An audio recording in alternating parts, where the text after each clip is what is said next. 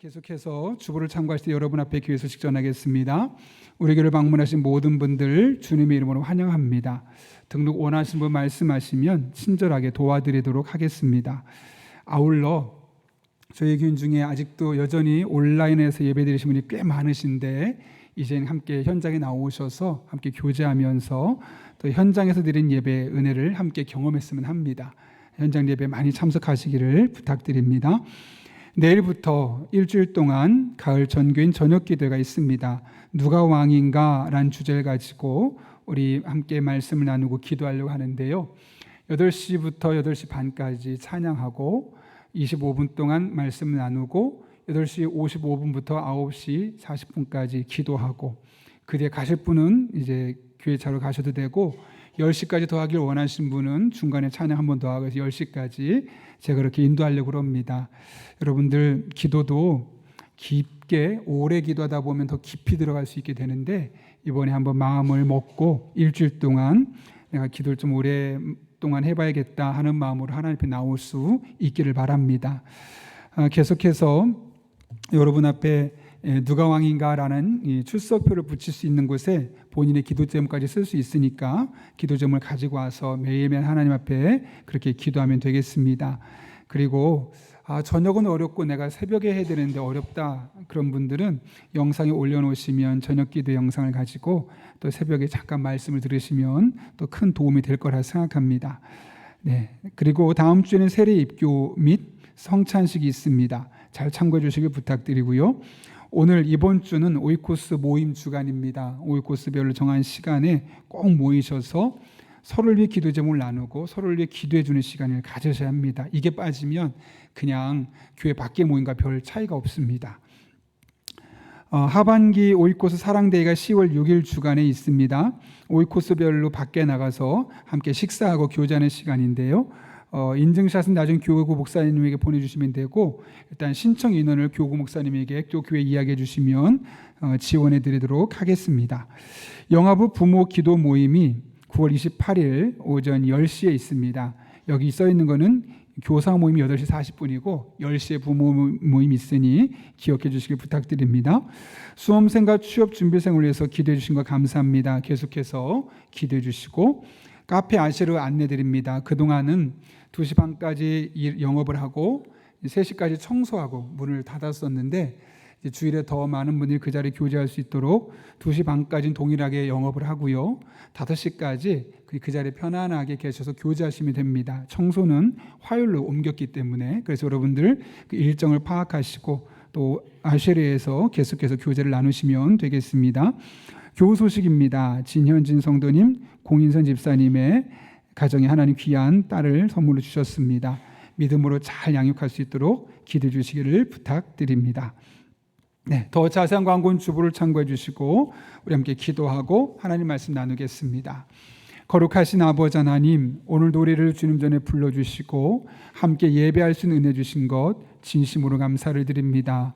말씀 듣는 이 시간 피곤치 않게 하시고 성령 하나님 내게 주신 말씀으로 들려지게 하시고 이 말씀이 우리 안에 꽃 피우고 열매 맺는 복된 시간 되게 하여 주옵소서. 예수님의 이름으로 기도하옵나이다. 아멘. 우리 한번 앞뒤 좌우 있는 분에게 웃으시면서 이렇게 인사하겠습니다. 당신은 하나님이 주목하는 사람입니다. 이렇게 인사하겠습니다.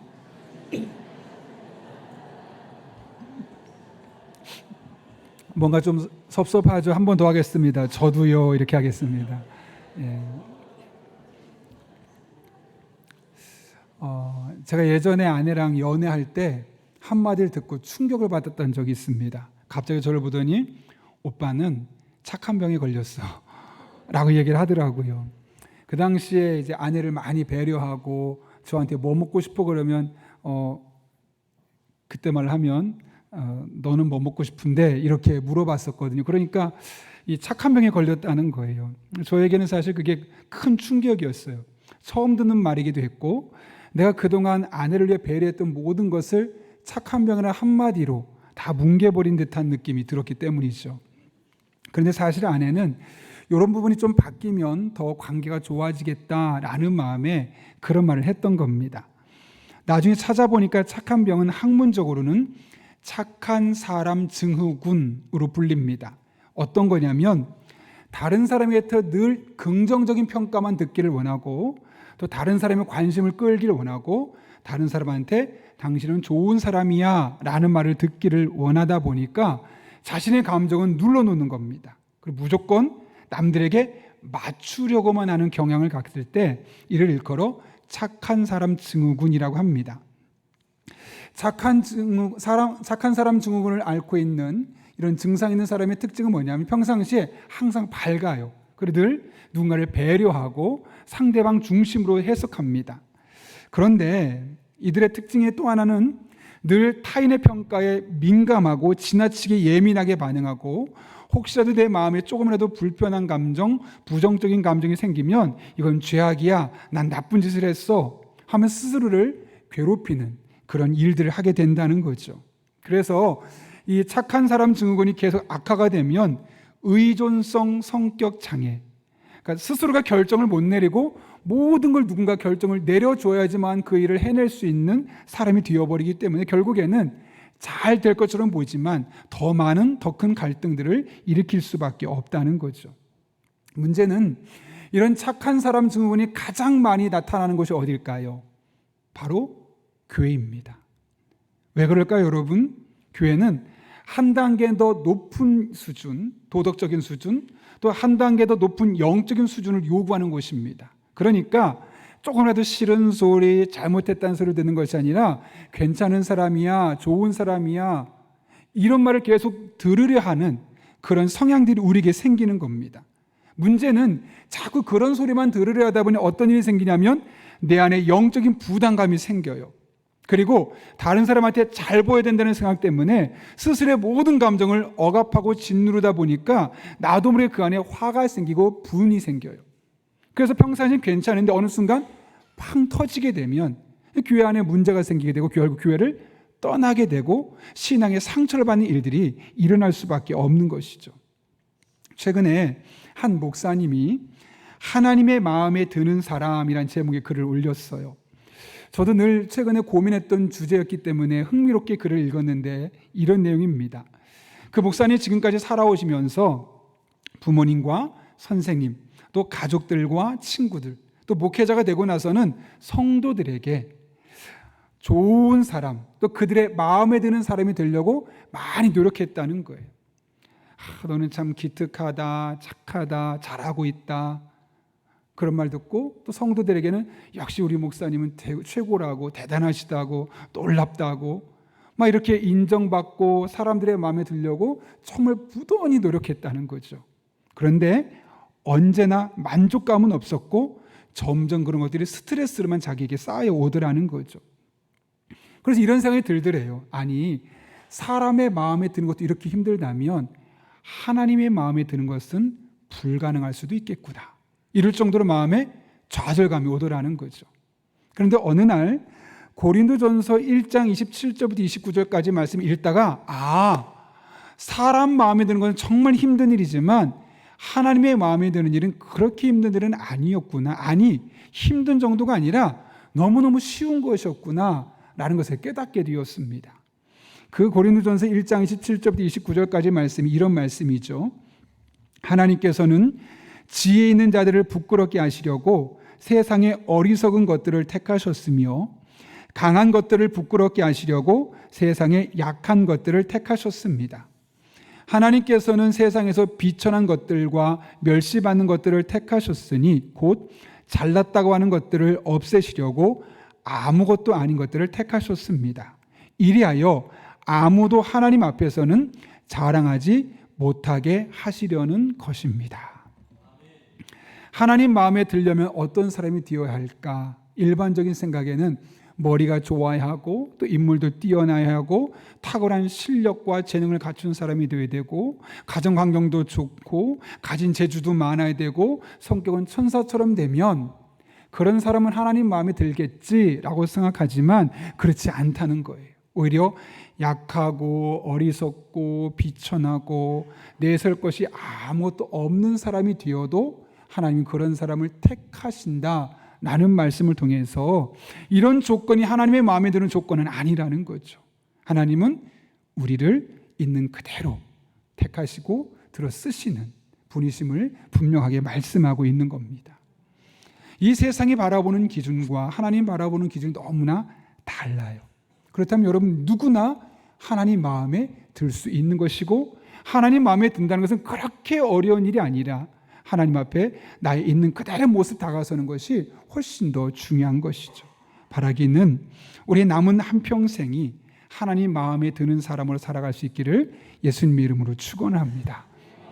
오늘 본문의 말씀은 예후라는 사람의 하나님이 어떻게 평가하고 있는지를 보여주고 있습니다. 특별히 읽었던 28절과 29절 말씀 보게 되면 예후가 생전에 했었던 두 가지 행적을 중심으로 기술하고 있는데, 첫 번째 행적은 25절부터 28절에 기록된 내용입니다. 그가 바알신을 섬겼던 모든 사람을 죽였고 바알 목상을 불태웠으며 바알신에게 제사를 드렸던 그 성전 터를 다 쑥대밭으로 만들고 그것을 변소를 만들었다고 합니다. 그러니까 예후가 잘한 일들을 기술하고 있는 것이죠. 반면에 29절에는 예후가 했던 두 번째 일을 기술하고 있는데, 그것은 이스라엘 백성들에게 죄를 짓게 했던 여로보암의 죄에서 떠나지 아니하였다. 다시 말하면 예후가 잘못했던 일을 부각시키고 있는 겁니다. 이렇게 28절과 29절은 예후가 했던 잘한 일과 잘못했던 일을 함께 사실 그대로 기술하고 있다면, 30절은 이런 예후의 행동에 대한 하나님의 평가를 담고 있죠. 자, 어떻게 평가하시는가? 같이 한번 읽겠습니다. 시작. 여호와께서 예후에게 이르시되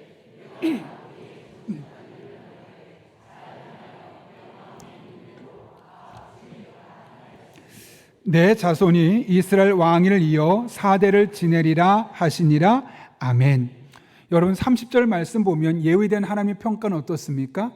칭찬 일변도입니다. 심지어 내 자손으로부터 4대 동안 왕위를 이어갈 것이다 라고 이야기를 했는데, 이스라엘 역사를 보게 되면 실제로 예후의 뒤에 여호아스, 요하스, 여호사밧 2세, 여로밤 2세, 스가랴까지 이렇게 5대 걸쳐서 왕위가 지속되었음을 우리는 확인할 수 있습니다. 이렇게 오늘 본문을 보게 되면 사실 예후에게도 실수가 있었고 부족한 점이 있었는데, 하나님은 그에 대해서 매우 긍정적이고 호의적으로 평가하고 있다는 것이죠. 잘못한 점을 부각시키는 것이 아니라 그가 잘했던 것, 그가 하나님 앞에 보시기에 훌륭했던 점들만 드러내고 있는 겁니다. 어떻게 보면 객관적이지 않습니다. 그러나 이것이 바로 하나님께서 우리를 보시는 방식입니다. 하나님은 우리가 많은 약점을 갖고 있음에도 불구하고 너 이렇게 잘못했잖아, 이런 약점을 갖고 있잖아, 들춰내서 쑥대밭을 만들기보다는 네가 이거는 잘하고 있구나, 네가 이거는 수고했구나, 이런 자그마한 강점을 가지고 축복하시기를 원하시는 분이심을 말씀하고 있는 것이죠. 오늘 본문이 왜 이런 하나님의 일방적인 모습을 우리에게 보여주고 있는 것일까요? 우리 또한 다른 사람을 그렇게 보라는 거죠. 일상적인 삶의 영역에서 다른 사람을 바라볼 때 사람의 눈으로 바라보는 것이 아니라 하나님의 눈으로 실수가 있고 연약함에도 불구하고 잘하는 것, 긍정적인 것, 격려할 수 있는 것들을 보고 그렇게 박수 쳐주는 삶을 살라는 겁니다.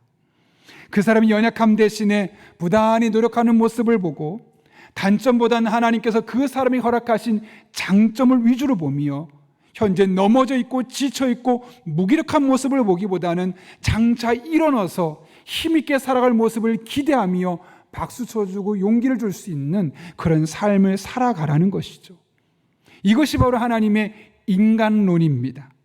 전에 한 인간관계 전문가의 보고서를 본 적이 있는데요, 그 보고서를 보게 되면 사람에게는 100개 이상의 장점이 있다고 합니다. 반면에 단점은 한 10개 정도 있다고 그래요. 사람이라는 존재가 그렇게 대단한 겁니다. 장점은 100개를 넘어서고 단점은 10개 정도로. 그런데 대부분의 사람이 자신을 바라볼 때, 또 다른 사람을 평가할 때 어떻게 보냐면 그 많은 100개 이상의 장점을 보는 것이 아니라 얼마 되지 않은 10개의 단점을 끄집어내고 또 끄집어내서 사람 속을 긁는다는 거죠. 그러다 보니 자기 스스로도 불행해지고 난 이거밖에 안 돼, 스스로를 불행하게 할 뿐만 아니라 다른 사람을 그렇게 보는 과정을 통해서 인간관계에 금이 가고 갈등이 생길 수밖에 없다는 거예요. 이것은 유사한 연구가 있었는데요. 영국에서 이런 연구 결과가 있었어요. 결혼한 공무원들을 12년 동안 꾸준히 추적 연구 조사를 했습니다. 그랬더니 다른 사람에 대해서 적대적인 인간관계, 다른 말로 하면 그 사람의 긍정적인 면을 보기보다는 부정적인 것, 약점, 실수만을 중점적으로 바라보는 이런 적대적인 인간관계를 가진 공무원들이 마음의 질병이 그리고 몸의 질병이 훨씬 더 많다는 거죠. 심지어 부부관계를 살펴봤더니 서로 미워하는 부부관계, 부부간의 장점을 보고 격려하고 박수 쳐주기보다는 실수한 것, 문제가 된 것을 끄집어내고 그걸 가지고 평가하는 그런 부부들을 봤더니 가슴에 통증을 느끼거나 심장마비를 느끼거나 혹은 심장에 다양한 질병이 발병하는 것들을 봤더니 부부관계가 나쁜 사람이 좋은 사람보다 34% 더 많은 심장병에 걸리더라는 거죠. 이 모든 것의 원인은 상대방에게 있었던 100가지의 장점을 살펴보려 하기보다는 10가지의 장점을 긁어서 11가지, 12가지로 확장하고 만들었던 우리들의 삶의 태도임을 분명히 이야기하고 있는 겁니다. 근데 여러분, 이것이 비단 심리학적인 결과물이 아니라 매우 성경적인 이야기입니다. 이 같은 진리를 이미 경험했던 사도 바울은 로마서 15장에서 이렇게 말하죠. 세 번역입니다. 함께 1절과 3절과 7절 말씀 천천히 한번 읽겠습니다. 1절 읽습니다. 시작. 믿음이 강한 우리는 자기에게 좋을 대로만 해서는 안 됩니다. 3절입니다. 그리스도께서도 자기에게 좋을 대로만 하지 않으셨습니다. 성경에 기록하기를 주님을 비방하는 자들의 비방이 내게 떨어졌다는 것과 같습니다. 7절입니다. 그러므로 그리스도께서 하나님의 영광을 드러내시려고 여러분을 받아들이신 것과 같이 여러분도 서로 받아들이십시오. 아멘. 여러분, 예수님이 우리를 구원하실 때 어떻게 하셨죠? 야, 너 그거밖에 안 돼? 조금 더 옳은 생활 많이 하고 조금 더 바른 일 많이 하고 조금 더 네가 더 나은 사람이 되어서 나한테 오면 내가 너를 구원해 줄게 라고 말씀하지 않으셨어요. 여전히 실수투성이고 여전히 죄를 짓고 온갖 유혹에 넘어진 우리를 있는 그대로 받아들이지 않으셨습니까? 바울이 지금 그런 얘기 하시는 거예요. 예수님이 우리의 연약함에도 불구하고 비판하고 비난하기보다는 있는 그대로 받아들이셨던 것처럼 우리 또한 다른 사람을, 물론 연약하죠, 문제가 많죠, 그럼에도 불구하고 서로 받아들여라 라고 말씀하고 있는 것이죠. 여기 중요한 표현이 뭐냐? 받아들이라는 거예요. 이 받아들이라는 말은 헬라어로 프로슬람바라는 단어, 이게 무슨 뜻이냐면 옆으로 데려오라는 거예요. 그리고 같이 먹고 그 사람을 영접하라는 의미가 이 받아들이라는 단어에 속해 있다는 거죠. 상대방이 무기력하고 연약할지라도, 늘 나에게 실망감을 안겨주는 사람이라 할지라도, 꼴도 보기 싫고 멀리하고 싶은 사람일지라도 내 옆으로 데려오라는 거예요. 적극적으로 데려와서 함께 이야기하고 함께 밥도 먹고 함께 영접하게 될 때 그런 꼬였던 문제들이 풀려질 것을 말씀하고 있는 것이죠. 바울이 이렇게 자신 있게 말할 수 있었던 이유는 본인이 이런 은혜를 먼저 경험했기 때문이에요. 잘 아시는 것처럼 바울은 과거에 어떤 사람이었죠?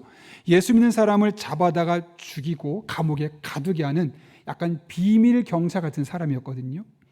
그런데 어느 날 그렇게 사람을 잡으러 가다 예수님을 환상적에 만난 거예요. 말씀도 듣고 예수님도 보게 되었고, 그래서 예수님은 정말 살아계시구나, 내가 이분을 믿어야 되겠구나, 그리고 회심을 하게 됩니다. 회심을 하게 됐으니까 이제는 어디를 갈까요? 유대인 틈에 못 끼는 거예요. 예수님 믿는 제자들에게 갔는데 제자들이 다 거부합니다. 저 녀석 거짓말일 수도 있어. 마치 간첩이 거짓 자수하고 간첩 짓을 계속하는 것처럼 그 역할을 하려고 저렇게 한 걸 수 있어. 다 그를 거부하는 겁니다. 그런데 그때 다 거부할 때 그의 주변에 한 사람이 그에게 다가서죠. 누구냐? 바나바입니다. 바나바가 어떻게 했느냐? 사도행전 9장 26절 보면 이렇게 말합니다. 사울이 예루살렘에 가서 제자들을 사귀고자 하나 다 두려워하여 그가 제자됨을 믿지 아니하니. 아무도 바울과 함께 하려고 하지 않았어요. 그랬더니 바나바가 어떻게 하냐면 바나바가 데리고 사도들에게 가서 자초지종을 설명했다는 거죠. 그랬더니 28절에 보면 사울이 제자들과 함께 있어 예루살렘에 출입하게 되었다. 제자들은 과거에 사울이 어떤 일을 했는지만 본 거예요. 다시 한번 말씀하지만 참 사울과 바울은 같은 사람입니다. 사울은 히브리식 이름이고 바울은 로마식 이름입니다. 그래서 지금 과거 이야기를 하고 있는 거죠. 지금 그 이야기를 하고 있는 거예요. 그래서 이 바울이 과거에 바나바를 통해서 자신이 나를 이렇게 끌어주고 곁에 데려가서 영접해 주는 것이 얼마나 귀한 것인지, 자기가 그렇게 받아들이는 모습을 보고 자기가 공동체 안에 들어갈 수 있게 됨을 깨닫고 나서 사람들에게 권면하는 겁니다. 아무리 보기 싫어도, 과거에 큰 잘못을 했어도, 정말 그 사람을 멀리하고 싶어도 적극적으로 옆에 데려다 놓고 함께 먹고 마시며 교제하는 생활을 하게 될 때 그 문제들이 풀려질 것을 이야기하고 있는 것이죠. 여러분, 사람을 바라볼 때 부정적인 면만 바라보면 항상 모두 흠투성이고 항상 나쁜 사람입니다. 그러나 그 사람이 가지고 있는 장점을 보게 되면, 그 사람이 갖고 있는 강점을 보게 되면 얼마나 그 사람이 훌륭하고 좋은 사람인지 똑같은 사람도 다르게 볼 수 있는 것이죠.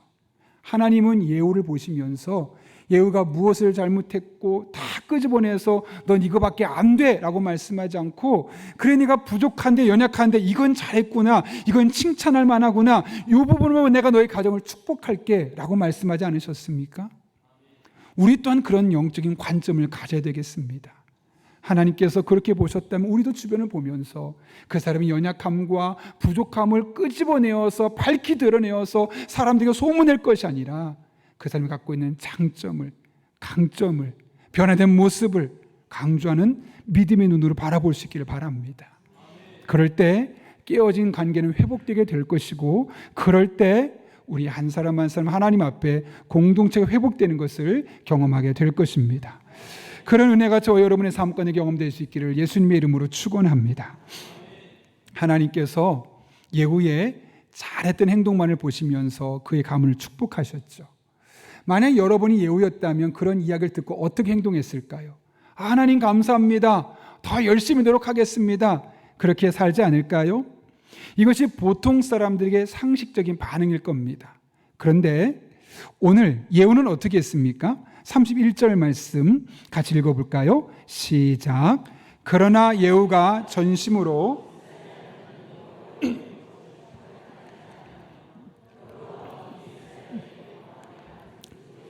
떠나지 아니하였더라. 아멘. 갑자기 그러나로 시작합니다. 그러면서 그가 그 죄를 떠나지 아니하였다라고 이야기를 하고 있죠. 바알의 신상을 무너뜨린 데는 앞장섰습니다. 사람까지 죽이는 데 서슴지 않았던 예후가 왜 여로보암이 했던 죄를 떠나지 않았을까? 이상하지 않습니까? 그에는 분명한 이유가 있습니다. 그리고 이걸 알려면 여로보암의 죄가 갖고 있는 성격을 알아야겠죠. 여러분이 아시는 것처럼 솔로몬 때까지만 해도 이스라엘은 한 나라였습니다.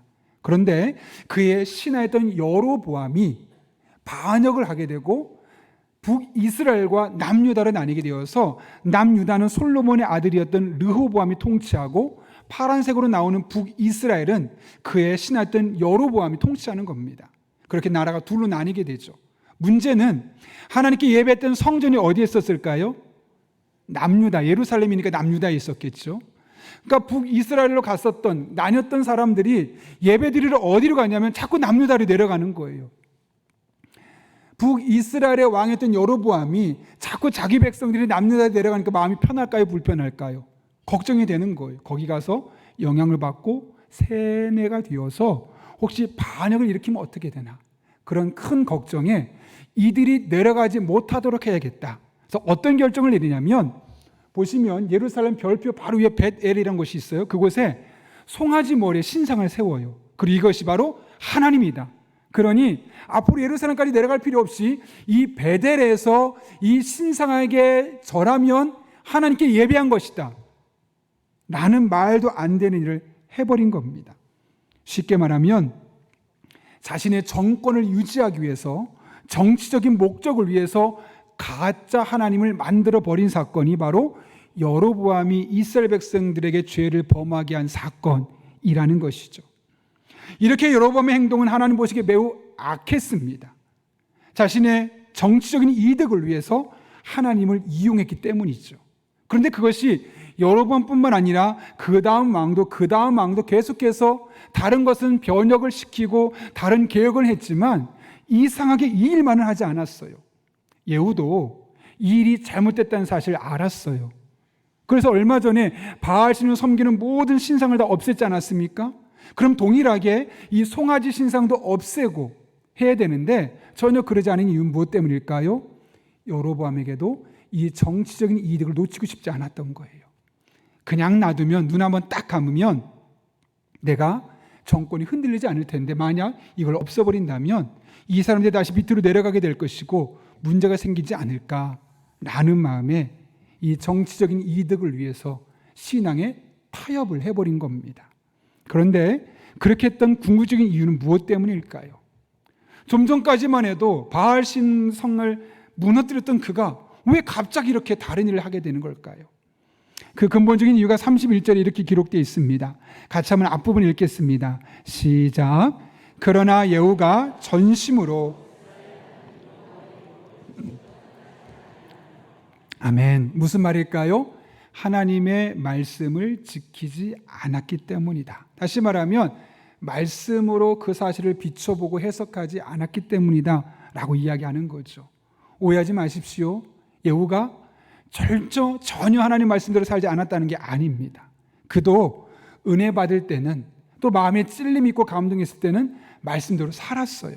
근데 문제는 뭐였냐면 전심으로 말씀을 지키지 않았다는 거죠. 말씀을 아예 안 지킨 것이 아니라 필요 때마다 말씀을 지켰는데 정말 필요할 때 항상 말씀을 지키지 않았다는 거죠. 여기 전심이라는 단어를 보게 되면 히브리어로 콜 레바브라는 단어인데 전적으로, 항상, 모두 이런 뜻을 갖고 있어요. 이게 무슨 말이냐면 전심으로 말씀을 지킨다는 것은 다른 말로 하면 내 삶의 모든 순간순간, 모든 사건마다 말씀을 중심에 두고 이 말씀으로 해석했다는 거죠. 그런데 예후는 그렇게 하지 않았다는 거예요. 나에게 이득이 될 때는 말씀도 뒤로 져버리고, 때로는 말씀을 붙들고 살고 은혜 받으며 살아가긴 했지만 이거 말씀대로 하면 나한테 손해될 것 같은데, 그럴 때는 눈을 딱 감고 말씀을 무시하고 이득을 취했던 사람이 바로 예후였다는 사실을 오늘 우리에게 말씀하고 있는 것이죠. 어떤 분들은 이런 이야기를 들으면 목사님 어떻게 늘 말씀을 중심에 두고 늘 말씀 붙들고 살아갑니까? 그런 말씀 때문에 스트레스 받고 말씀이 오히려 저를 괴롭혀서 더 힘들 것 같습니다 라고 말씀하는 분도 계실 겁니다. 그런데 여러분 정말 그럴까요? 하나님의 말씀이 우리에게 스트레스를 줄까요? 하나님께서 우리에게 말씀을 주신 이유가 무엇 때문일까요? 스트레스를 줘서 우리를 하여금 힘들게 살기 위해서 말씀을 주신 걸까요? 그렇지 않죠. 우리가 신명기 10장 말씀 보게 되면 우리를 행복하게 하시려고 말씀 주셨다고 이야기합니다. 이렇게 말씀하죠. 읽겠습니다. 시작. 이스라엘아, 내 하나님 여호와께서 내게 요구하시는 것이 무엇이냐?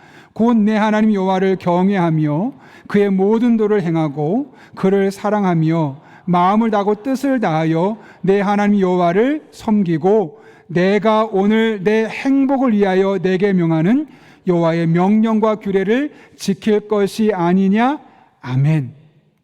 하나님 말씀 주신 이유가 무엇 때문이라고요? 우리의 행복을 위해서.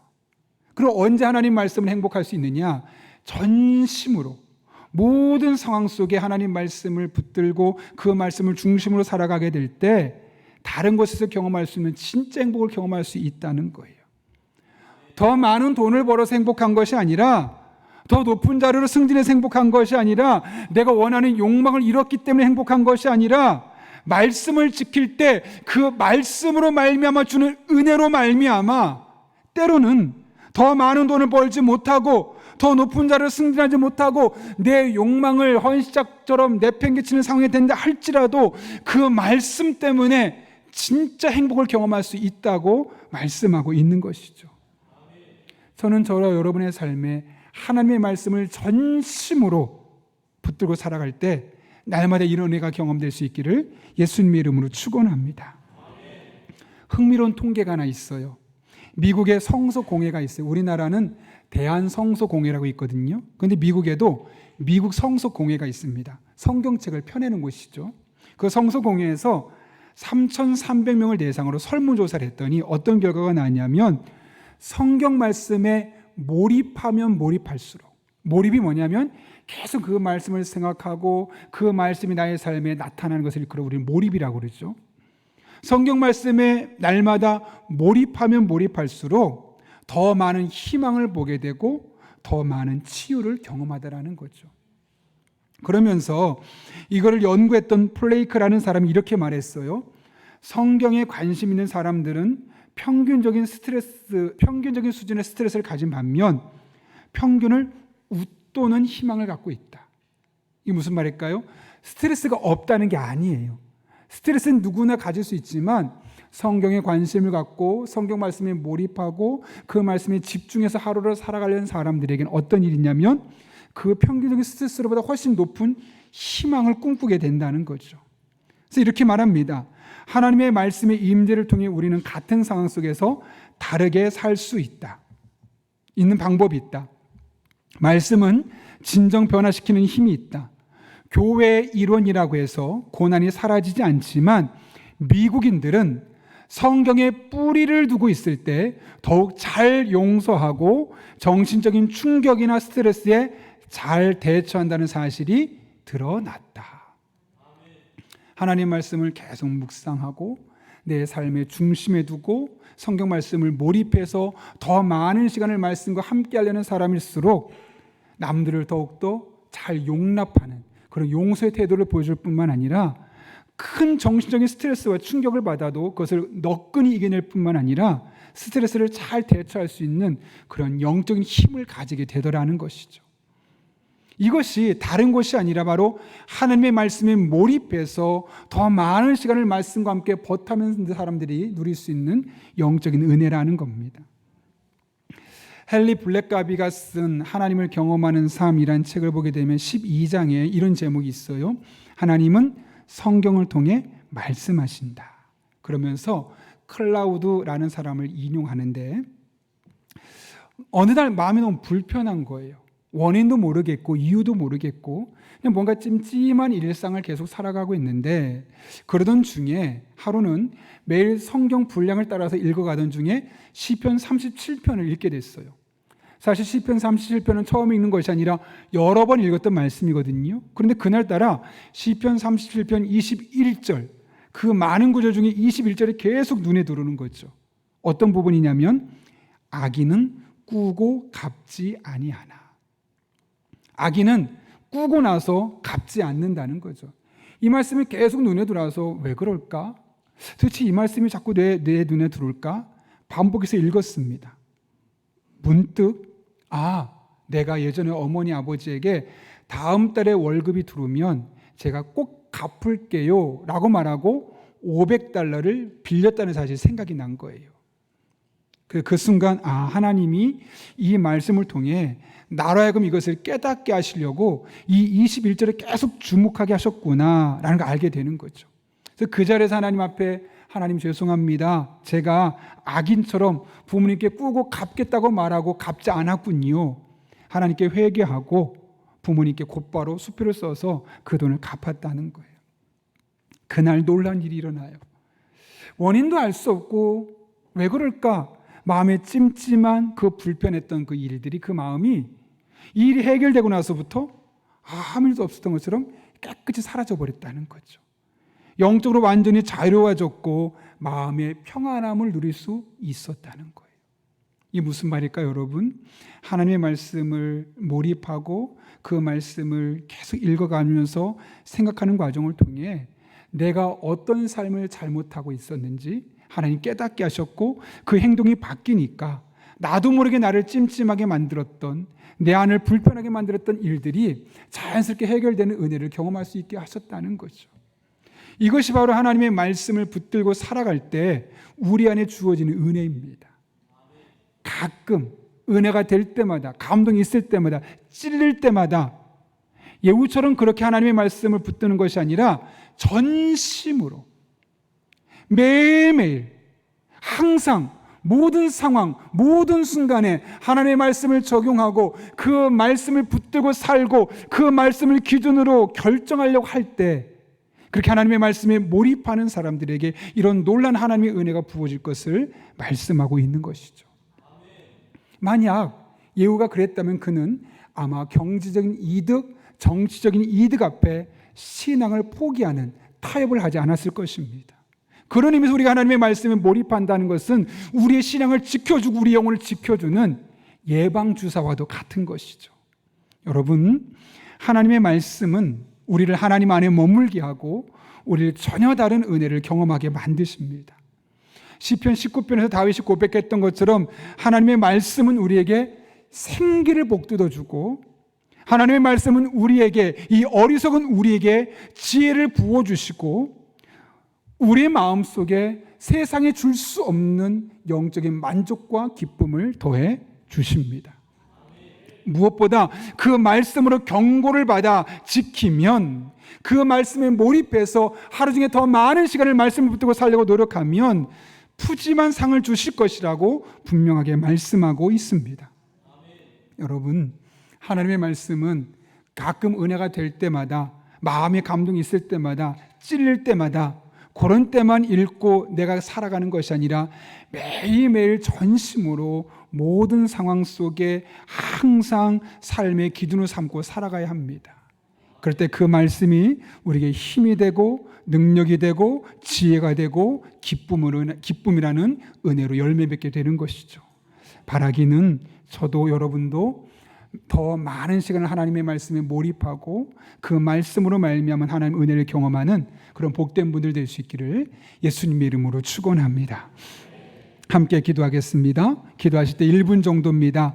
오늘 말씀을 기억하며 두 가지를 기도합니다. 하나님, 다른 사람들을 바라볼 때 부정적인 면만 바라보지 않게 하시고 하나님이 예후의 잘한 면만 봤던 것처럼 우리도 옆에 사람들을 바라볼 때 가정에서, 자녀들에게, 직장에서, 교회 안에서 잘한 것 위주로 바라볼 수 있게 해주시고 그런 눈을 열어주셔서 그런 눈으로 평가하고 판단할 수 있는 믿음의 사람 되게 하여 주옵소서 기도합니다. 또 한편으로는 예후가 하나님의 말씀을 전심으로 따르지 않았기에 경제적인, 정치적인 이득과 타협했던 것을 기억합니다.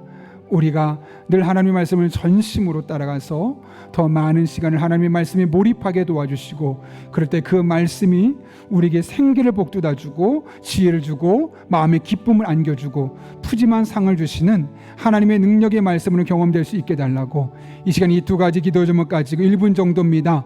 사모하면서 함께 기도하겠습니다. 거룩하신 아버지 하나님, 오늘도 우리를 불러주시고 하나님의 말씀 앞에 서게 하신 은혜 진심으로 감사를 드립니다.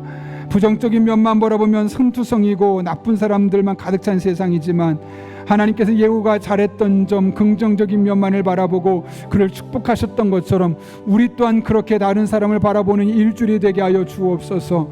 우리의 가정 속에서, 또 우리의 직장 속에서, 우리의 사업장에서, 우리 교회 안에서 그렇게 다른 사람들을 바라볼 때 어떤 변화가 있는지를 경험하게 도와주시옵고, 그렇게 우리들의 일상에 하나님의 놀라운 은혜가 경험될 수 있도록 주님께서 친히 역사하여 주옵소서. 하나님 아버지, 하나님의 말씀을 읽되, 하나님 말씀을 듣되, 하나님 말씀대로 살아가되, 가끔 그러고 싶을 때만 살아가는 것이 아니라 전심으로 하나님 말씀을 붙들고 항상 모든 삶의 기준으로 삼을 수 있는 믿음의 사람들 되게 하여 주옵소서. 그럴 때 그 말씀이 우리에게 생기를 복돋아주고 어리석은 우리에게 지혜를 주고 좌절한 마음에 기쁨을 안겨주는 놀라운 은혜를 경험하게 하여 주옵소서. 그렇게 우리들의 일상의 삶에 하나님의 풍성한 은혜가 경험되게 하여 주옵소서. 살아계신 아버지 하나님, 지난 한 주도 우리와 친히 동행해 주시고 오늘 하나님의 말씀 붙들고 예배하며 기도할 수 있게 하신 은혜 진심으로 감사를 드립니다. 하나님께서 예후의 장점, 강점, 유익한 점만 바라보고 그를 칭찬하고 축복했던 것처럼 우리도 이 한 주 동안 우리의 가정 속에서, 또 우리 교회 공동체 안에서, 직장 안에서 부족함이 많은 사람들이 있지만 강점만을 바라보게 하시고 장점만을 바라보게 하시고 박수치며 축복할 수 있는 믿음의 사람들로 살아가게 하여 주옵소서. 예후가 하나님의 말씀을 지키긴 했지만 전심으로 지키지 않을 때 정치적인 이득 앞에 무너졌던 것을 기억합니다. 우리 또한 하나님의 말씀에 몰입해서 더 많은 시간을 말씀을 붙들고 말씀 우리의 삶의 모든 삶의 기준이 될 수 있도록 인도해 주옵소서. 그래서 그 말씀으로 말미암아 우리의 생기가 복돋아지고 어리석은 우리가 지혜로워지고 하나님께 주시는 마음의 기쁨을 경험하는 복된 성도들로 살아가게 하여 주옵소서. 예수님의 이름으로 기도합나이다. 아멘.